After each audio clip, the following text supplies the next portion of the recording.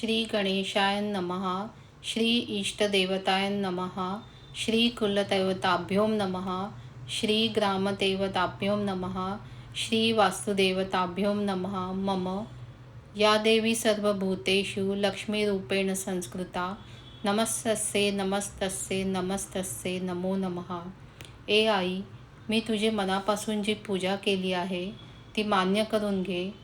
या पूजेत काही चूक झाली असेल तर मला क्षमा कर.